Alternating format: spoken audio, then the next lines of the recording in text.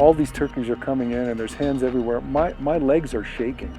Didn't know if it'd spook them or not. We've never tried it, so hey, why not? We get an opportunity on a turkey right away in the morning. We decided to hunt a water source. It was a pond. I'm like, dude, you need to calm down. It's a turkey, for God's sake.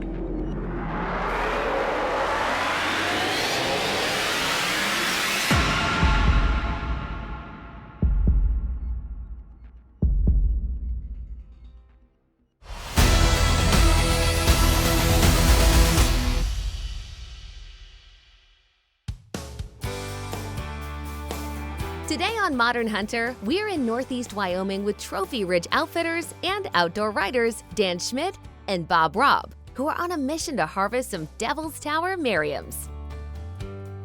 With Dan still on the road, Bob is up first and starts scouting right away at a well-known turkey hangout with his guide, Larry. Well, we're here in northeastern Wyoming at Trophy Ridge Outfitters, a high-quality outfitter that we've hunted with many times before for several different species. And this year, one of the things that we're trying to accomplish is to take a fall Merriam's turkey. And it's a super challenge because you can't really call turkeys to you. They group up in big flocks, and it's more about patterning the turkey than it is calling them. So it's a big challenge, and the weather plays a lot into it. And here this week, it is hotter than Hades, it's humid. And so we're focusing on two things. We're focusing on where they roost and the routes they take to feed and to water. 35 yards max. And we put our decoy yonder. Boom. I almost feel sorry for him. You know what? We've got a plan.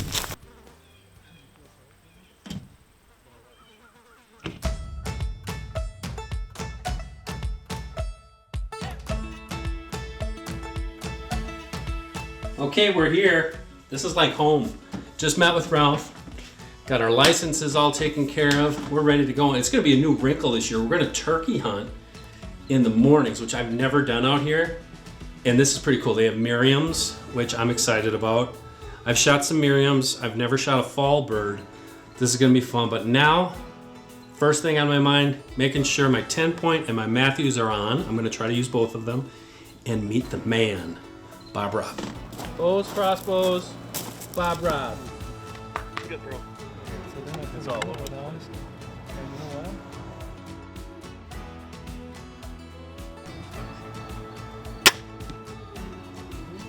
And we're gonna go move it to the right.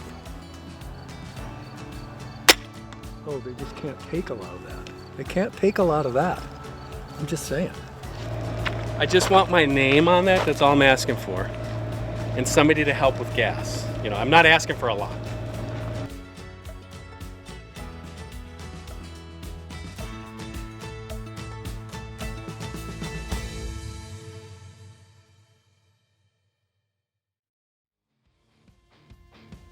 Modern Hunter is brought to you by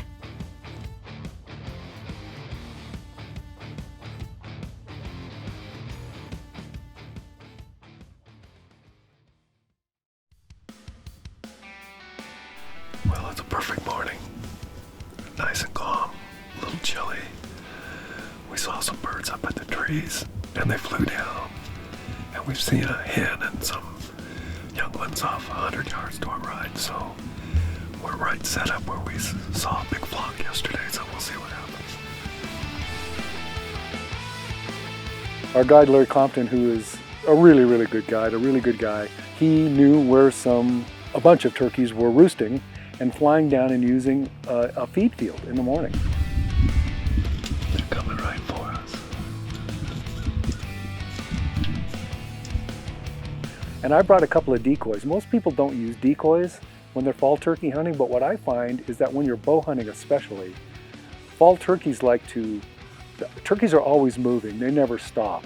And trying to shoot a turkey with a bow or a crossbow when they're moving is, you know, it's really crazy. So I brought a Jake decoy and a hen decoy, and I wanted to put those out hoping that it would draw their attention and get them to come over and look and just stop long enough to give me a shot. Didn't know if it'd spook them or not. We've never tried it, so hey, why not?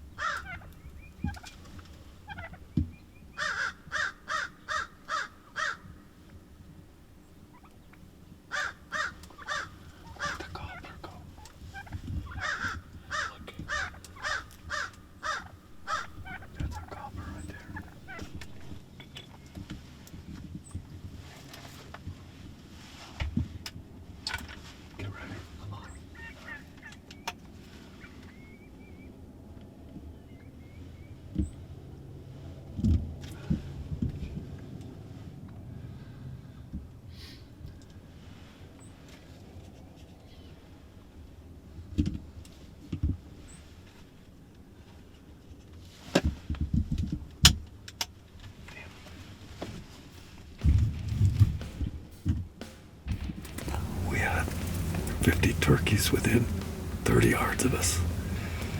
And one 2-year-old long-beard that just didn't quite give us a shot. But they liked that decoy with the motion. And we're in a pretty good spot, so maybe we'll come back tomorrow morning. So they're picking grasshoppers, but they see my decoy. And I've got a little motion to the decoy, and they come over and look at it and they check it out. And we have a group of hens that sit around the decoy for minutes and minutes and minutes. And there's one longbeard that finally gets interested in the decoy, and he comes to 25 yards, but he just doesn't stop and give us a shot. So we don't want to take a bad shot, so we let him go, and that's our morning hunt.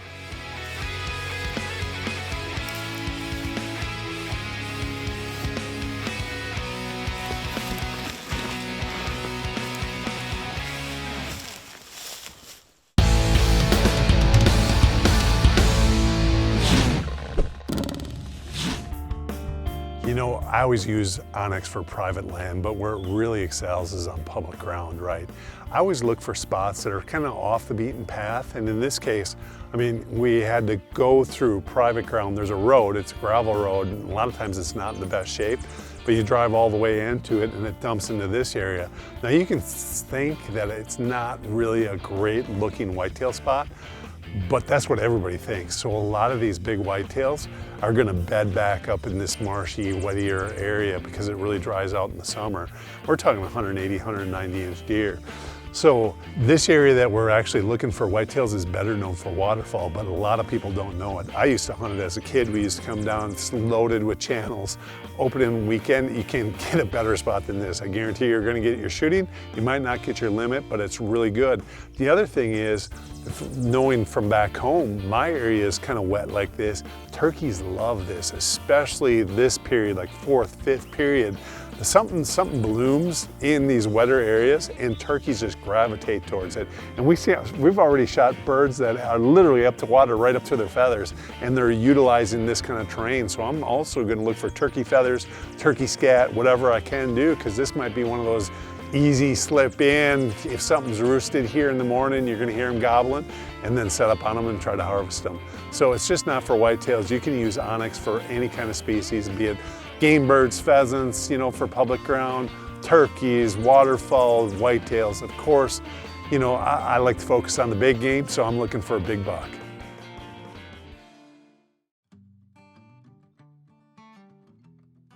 So this year is a little bit different for me. I've been coming out here for about 13, 14 years. I've never turkey hunted out here. And Ralph had mentioned, you know, they have a fall turkey hunting season. With archery, it can be a lot of fun. So I thought, well, yeah, let's try that out. What was interesting for me was in this heat, you know, you're not expecting to be turkey hunting. You know, deer hunting I've gotten used to when it's been this warm, 90, 95 degrees. We decided to hunt a water source. It was a pond. we get an opportunity on a turkey right away in the morning. So we're sitting in a spot not too far from a roost, a known roost. Our guide Aaron knew where that roost was, and he said they're probably gonna cut the edge of this field. It didn't take long. We were there for maybe 20 minutes. Here comes a wad of beautiful Merriams. I've shot a couple Merriams before, never have shot a fall Merriam, so this was a really special opportunity, and you're gonna see I didn't pass up on it. He's going to the right now. But he's got, I don't know if he's going to go that way or, I think that might be that gobbler. He's wanting to come this way, but he's not. He's going the other way. Yeah. He's going that way. God bless America. Right here, Ian. Are you on this one? Right by the gate. Yep. This one right here. I gotta wait.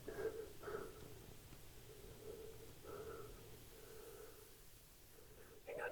You got him. I know. Man. There, I got him.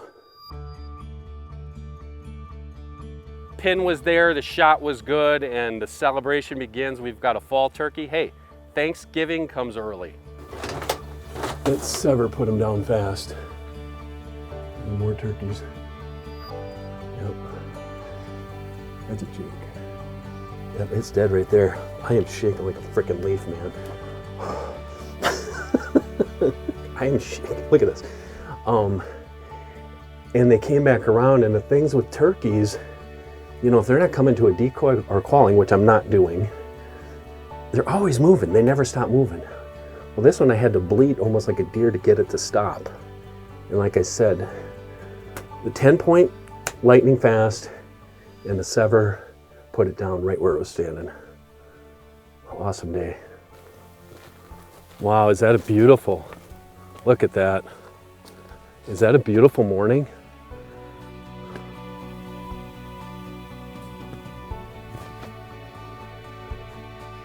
What a beautiful turkey. Look at that. That's a Merriam's. Just a beautiful, beautiful bird. It's a Jake. I'd call him a super Jake. He's got a nice little beard on him. Beautiful fall turkey. That's one for the memory books right there. That is one for the memory books. After a wild 2 days of turkey sightings and rattlesnakes smashing, Bob and guide Larry set their sights on Dan's location, where he was successful on day 1. On the next sit, Bob achieves a first in his hunting career. Stick around to find out. You're watching Modern Hunter.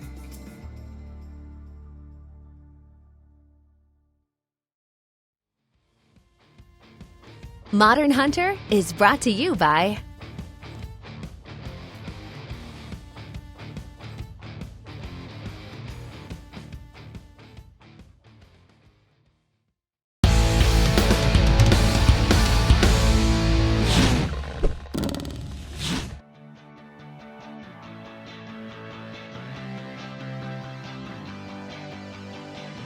Hi guys, I got the Browning Dark Ops. This is the Micro Series trail camera. If you're not familiar with Browning trail cameras, for the price, these things are extremely a quality camera.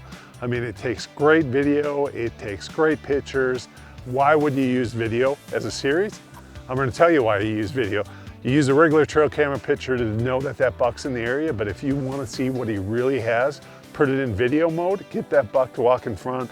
You see them from all different angles. You can get almost an exact score on that whitetail. This camera comes with 4 radiant LEDs, which is going to give you that great nighttime vision for either the pictures, but especially in video mode. You're going to get quality videos at night that are just spectacular sharp. The video comes in 1080 if you want. It's going to eat up more card space, or you can use a lower resolution. Again, video mode is where it's going to be at if you're really trying to judge what a whitetail's age is or what they're going to score. You can get detail. Along with those video clips, you're getting the audio. So if that buck's grunting, or what my favorite is in the spring with turkeys gobbling, that hen may set off the camera in the video mode and you can hear the gobblers in the background. It's super, super cool. If you're familiar with the Browning cameras, it has all those same features that you're used to: video, standard HD, 1080, you name it, it's gonna be it. It's got fast trigger speed. If you're not familiar with Browning trail cameras, you need to check them out. For the price point, I'm gonna say it's the best camera on the market.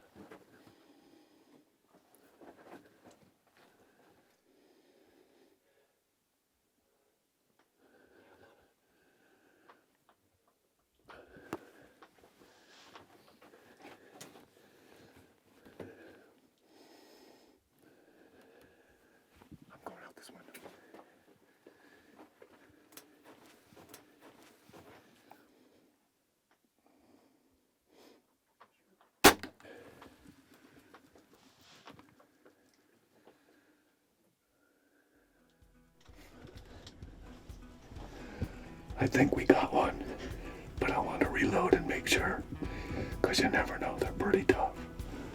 But he's laying right there. 10-yard shot. Even I can do that. Let's go see what we got. This morning, third morning, we've been trying it.